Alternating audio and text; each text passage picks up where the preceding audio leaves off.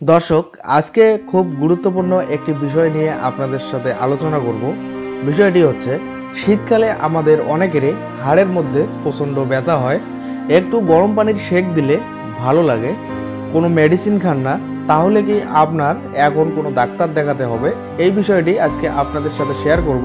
তো বুঝতেই পারছেন ভিডিওটি অনেক গুরুত্বপূর্ণ হতে চলেছে। ভিডিওটিতে একটি লাইক দিয়ে ভিডিওটি দেখা শুরু করুন।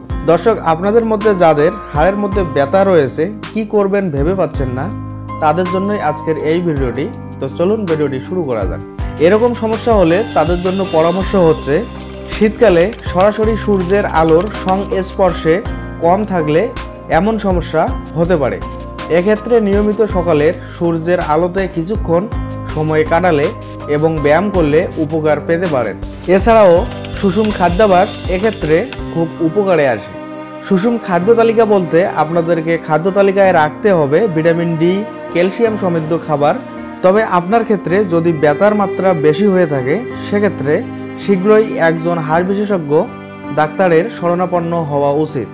প্রয়োজনীয় পরীক্ষা নিরীক্ষা করিয়ে সুচিকিৎসা গ্রহণ করলে ভালো থাকবেন। তো দর্শক, বুঝতেই পাচ্ছেন আপনাদের যাদের হাড়ের মধ্যে ব্যথা রয়েছে, কি করবেন ভেবে পাচ্ছেন না, তারা চাইলে এই দুইটি অ্যাপ্লাই করতে পারেন।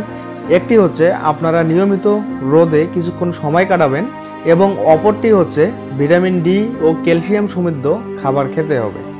আমাদের কাছে এসব তথ্য প্রোভাইড করেছেন doctor Mohammad Ziauddin, MBBS, D ortho, MS ortho surgery, trauma, হাড় জোড়া, বাত পঙ্গু বিশেষজ্ঞ ও spine surgeon, senior consultant, lab aid specialist, হাসপাতাল, ঢাকা। তো ভিডিওটি ভালো লাগলে অবশ্যই লাইক দিবেন। পরবর্তী ভিডিওর নোটিফিকেশন পেতে চাইলে আমাদের চ্যানেলটি এক্ষুনি সাবস্ক্রাইব করে পাশে থাকবেন। ধন্যবাদ।